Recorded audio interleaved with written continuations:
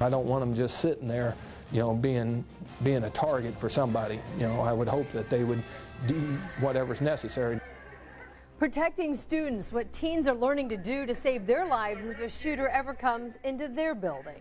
Plus, out of place, why a trucker tells police he ignored all the signs and barriers and ended up driving into the South Split construction site. And Healthcare on Wheels, the new mobile clinic that's helping local people get more affordable care.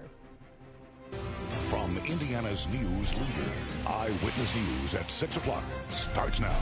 The military and the government are looking at how well they protect bases and workers after the massacre at the Navy Yard in D.C. left 12 people dead plus the gunman. Good evening, everyone. I'm John Stair. And I'm Anne Marie Tiernan. Thanks for joining us tonight at 6 o'clock. Both the Secretary of the Navy and the President now are ordering reviews of security practices, including how workers are screened. Investigators say the gunman, Aaron Alexis, had been hearing voices and undergoing treatment for mental problems, including paranoia, in recent weeks, but he still kept his security clearance. Also today, an attorney for a Virginia gun store says Alexis bought a shotgun and ammunition there the day before the rampage after passing a federal background check. And the White House is criticizing lawmakers who oppose legislation to tighten gun laws and says the president is continuing to push the cause after the Washington Navy Yard shooting. As mass shootings become more commonplace, more schools and businesses are now organizing and taking part in training exercises that aim to help and protect students and workers. Eyewitness News reporter Steve Jefferson at a Boone County school where students are learning how to survive if something like this happened to them. Steve?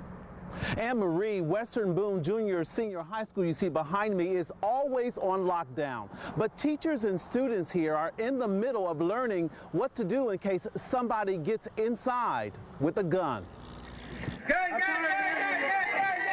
This training for Western Boone Junior Senior High School couldn't come at a better time. Every student will be required to learn survival techniques in case someone with a gun threatens their school. Something like that happening to my son would be scary. While Elizabeth Bertner is running her consignment shop, the Bargain Boutique, she wants her son here at Western Boone safe as possible and paying close attention to what it would take to protect himself if he was ever threatened. Shooters, kids coming in mad because they've been bullied. We're getting away from the times where, if there was a shooter in here, I would run and duck in the corner and hide. After completing his training, hey, how we doing today? Good. Assistant Principal John Compton will spread what he's learned to teachers and close to 600 students. School districts across central Indiana say training like this is not only necessary but has become the norm. And now scenarios include not only getting out of the line of fire but also fighting back if necessary. You try to barricade the door and they get in, then, I would hope that, our kids and our students and our faculty and everybody else understands that, I don't want them just sitting there, being a target for somebody. You never know what's going to happen at any minute of the day. So, yeah, I think it's a good idea. The company Alice out of Ohio is responsible for the active shooting training that happens here at the school. They train both schools and in the private sector, all designed to save lives when something goes wrong. Back to you in the studio, Anne Marie. Steve, thank you. Jurors in the trial against a former state trooper accused of killing his wife and children heard from the girlfriend of another man convicted in the killings. Mayla Mattingly was Charles Boney's girlfriend when David Cam's family was killed in September of 2000. She testified that her boyfriend showed her a gun when he came home the night of the murders. Cam's defense attorney says her story has changed several times. Cam is on trial now for the third time in the killings. His prior convictions were overturned. A milestone in the big South Split construction project downtown as contractors prepare to open a new ramp from I-70 eastbound to I-65 southbound tonight.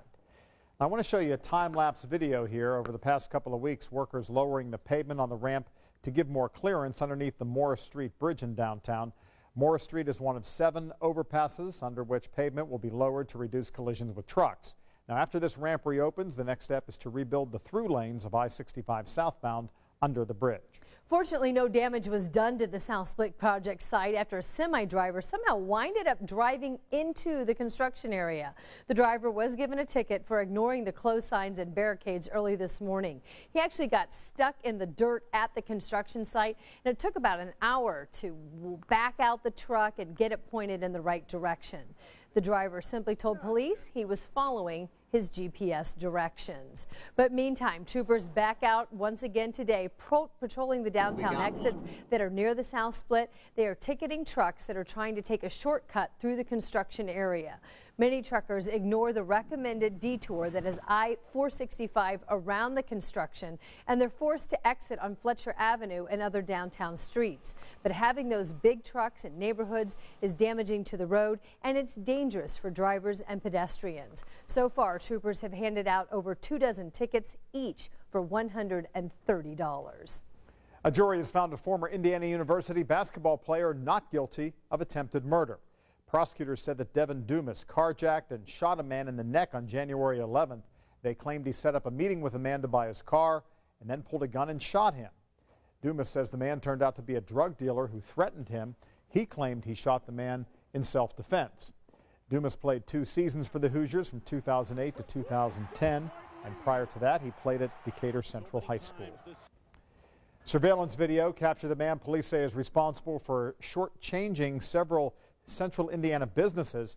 Hendricks County Sheriff's detectives say he intentionally confuses the cashier while exchanging money during a purchase, and he gets back more than he should. He got $300 in the most recent incident. Now, if you know who this man is, call the Hendricks County Sheriff's Department. The city's first doctor's office on wheels is now taking routine health care into area neighborhoods. The idea behind this mobile health clinic is to cut down on the health care costs by treating patients at home. Far too often, people are taking ambulances to the ER for non-emergency symptoms. It will get them to have more regular health care so that they're not just dealing with their health in crisis, that we can manage and control their chronic diseases so that the cost of caring for them is less. Keep them out of the hospital, keep them out of the ER rooms. I would be going to Wishart, to the pharmacy, and maybe the emergency room? Maybe the emergency room, yes. The new Eskenazi Health Center also gives checkups, flu shots, and prescription renewals. Now, an ER visit typically costs the public health care system about $1,000, but the same treatment in this mobile unit costs about $200. Doppler 13 radar shows rain on the way. It's in Missouri now when it gets here in your SkyTrack 13 forecast. Also, a gas price drop where the Pump Patrol is finding the cheapest gas despite a record streak of high prices. He kind of said, you know, the lottery, said I didn't win the big one, but I won $1 million. Plus, what a Central Indiana couple who won a big lottery jackpot plans to do with their windfall.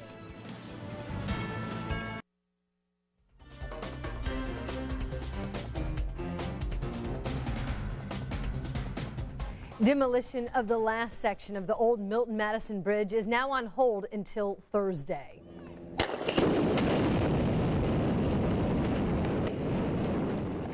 Pretty cool images there. That was the third of 4 sections that are being demolished. This occurred 2 weeks ago, but the final 600-foot section was originally scheduled to be blasted away today. Workers will then slide a new 40-foot wide bridge onto the original piers, and that will then officially connect Indiana and Kentucky again. That should be complete by the end of the year. Well, a Columbus couple didn't win the big one, but they did win $1 million in a recent Powerball drawing. Eyewitness News reporter Nicole Pence asked what they plan to do with all that money. What would you do with $1 million? A Columbus couple is trying to answer that question after they cashed in on a Powerball ticket bought right here at the Circle K.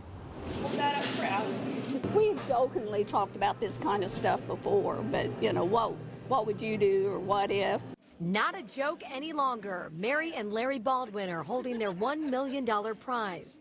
Larry's quick pick ticket matched 5 numbers on last Wednesday's Powerball drawing. Nerve-wracking, very tense, scary, all of the above. Still got to get our morning soda. The Columbus couple starts each morning with a Polar Pop from this gas station. The two are retired from Cummins, but still work full-time, and they have no plans to stop. I like working. I like being busy. I like structure. And they're very deserving. Friends captured the big win for photo albums, and 2 of the couple's 5 children were also there to convince mom and dad to take that dream trip to Hawaii. They're very basic, and they don't have to have the fine things, and they just want to enjoy life. I think it's great that it happened here in Columbus and to us especially. So it's been wonderful. And the only thing I just wish my dad had lived long enough to see this. So it's great, but loved ones are more special. And the Baldwins tell us that they will continue to visit the Circle K every single week to buy lottery tickets. Reporting in Columbus, Nicole Pence, Channel 13 Eyewitness News. And Wednesday night's estimated draw will reach at least $400 million. That would give you a cash option of $223 million. We will bring you those winning numbers tomorrow night on the Night Beat at 11 o'clock. And at 6 o'clock, while you could start seeing much larger Mega Millions jackpots in the future. And Angela joins us now. 75 degrees, really a beautiful day today. You know, a beautiful day today. Were you cool this morning on your way to school? Cool this morning, yes. And perfect this afternoon. Yeah, we are not complaining, bottom line. Okay, good. We're going to heat it up, and we actually have some rain in the forecast, which I don't think too many people will complain about because we definitely need some rain. Live Doppler 13 radar is quiet now across the state of Indiana. We do expect that to change over the next couple of hours, next 24 hours, next couple of days, as we move into an unsettled weather pattern that will bring several chances of much needed rain to parts of central Indiana. This is a larger view showing the leading edge of the rain now just west of St. Louis. This is the next weather system that will have a local impact over the next couple of days. Just not this evening. There's a great view from our HD sky camera over the city of Indianapolis. We've been in and out of this high cloud deck most of the day. As Anne-Marie pointed out, we're in the 70s. It's 75 degrees right now. East wind at 12 miles per hour. Humidity low at 37%. Those clouds will continue to increase over the next several hours, and we are tracking a chance for some rain as early as late tonight or first thing tomorrow morning, but the next several hours will be dry, and all of us in the 70s. Muncie 73, Shelbyville 77, Columbus 73, Bloomington 73, Lafayette right now 72 degrees. As you make your evening plans, it will be dry. We're forecasting low to mid 70s over the next several hours, and then we'll drop into the upper 60s by about 8 o'clock. When you join us for the Night Beat, we'll be in the low to mid 60s. So not quite as cool as last night. No 40s on the map tonight. 59 degrees in Indianapolis, Bloomington 58, Kokomo tonight 55 degrees, Muncie 55 with increasing clouds, and we are tracking that chance for a few spotty showers late tonight or early tomorrow morning. This is a local view on Future Track 13. We'll take you hour by hour starting early this evening with increasing clouds anytime after 10 or 11 o'clock. Chance for a spotty shower or two. This is 1 o'clock tomorrow morning with rain chances near Zionsville, south to Greencastle, a couple spotty showers near Martinsville and Bloomington. We don't expect it to amount to much at this point, but we'll keep a close eye on it. For the Wednesday morning commute, more clouds than sunshine, and there will still be a couple of spotty showers around during the early part of tomorrow. We definitely moving into an unsettled weather pattern that will keep the chance for some spotty showers and storms going not only tomorrow, but Thursday and Friday as well. In fact, Future Track 13 will take us into Wednesday night. This is 11 o'clock Wednesday night. Rain chances really start to increase with the heat of Thursday afternoon. And speaking of Thursday afternoon, we're forecasting highs middle and upper 80s. So especially with the heat of the afternoon, there will be the better chance for some spotty showers and thunderstorms. Thursday into Friday, those appear to be the best chances for rain as we look ahead. Rainfall potential anywhere between a ½ inch to an inch. 59 degrees overnight, chance for a few spotty showers. 80 tomorrow afternoon. Definitely not a washout tomorrow, and no washout Thursday either, but those rain chances will start to increase along with the temperatures. 87 on Thursday. Friday, scattered showers and storms at 83. Rain moves out just in time for the weekend. High temperatures back into the 70s, middle and upper 70s Saturday and Sunday. And coming up, good news for breast cancer patients taking the drug tamoxifen. Well, you might experience some of the same side effects as chemo. There might be a new treatment option that will help you have a little less chemo brain. Tonight at 11 on The Night Beat. And coming up, hit and run. We're with police tonight as they search for a driver who hit a man with their car and then took off from the scene. I'm David McAnally at the ER. It may surprise you how many kids come through here every year with bicycle-related head injuries, and the best prevention we'll show you on the Night Beat. And Angela will be watching Live Doppler 13 radar closely tonight for the latest on when we're expecting rain and storms in your town. Those stories tonight at 11 here on Channel 13 for the Night Beat. We'll see you then. Now, Eyewitness Sports. Hi there, I'm Rich Nye. The Colts and 49ers only play once every 4 years, but the two teams have plenty of connections heading to their matchup in San Francisco Sunday. The 49ers are coached by Captain Comeback, former Colts quarterback Jim Harbaugh. Harbaugh coached Andrew Luck in college at Stanford. The Colts have 4 players that played for Harbaugh at Stanford. And defensive tackle Ricky Jean-Francois played for Harbaugh and the 49ers just last season in the Super Bowl. He's a great coach.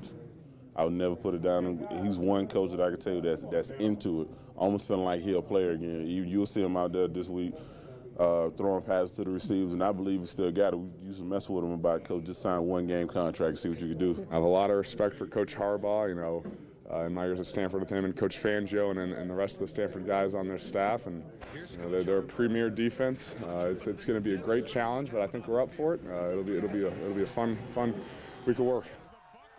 Captain Comeback still gets a little excited. Well, we've already reached the halfway point of the regular season on Operation Football, and this week delivers a brand new #1 team taking on the team that just gave up that spot. Center Grove is now #1 in Class 6A, the biggest schools in the state. The Trojans have already won a pair of big road games in the powerful Metropolitan Interscholastic Conference at Warren Central and at Carmel. This Friday, the Trojans travel to Lawrence Central, the defending state champ who just lost its first game and lost the #1 ranking. Take a look at the top of Class 6A, all right here in Indianapolis. Center Grove, Warren Central, Lawrence Central, and Carmel. The only other Central Indiana team ranked #1 is Columbus East in Class 4A. The Indiana Fever finished the season with a losing record, but the Fever still made the playoffs. The Fever began playoff preparations today for the Chicago Sky. The playoffs opened Friday in Chicago, then Game 2 in the best-of-3 series is Sunday at 3 p.m. at the Fieldhouse. Katie Douglas missed most of the season, but she played the last 2 games, and the Blonde is ready for the playoffs. It's definitely relieving and exciting. I've never really kind of endured that kind of lengthy absence due to health reasons, so it's definitely relieving to be put it behind me and now to focus on the most exciting time of the year in the playoffs. She's smart, she's tough-minded, and she's a scorer. She has that scoring mentality. We've had to win a lot of games just with our defense, and so hopefully now we can win with our defense and have a little bit more firepower. And check it out, the Colts have gone to the Dogs today. Tight end Kobe Fleener, one of several players who visited the Humane Society of Indianapolis.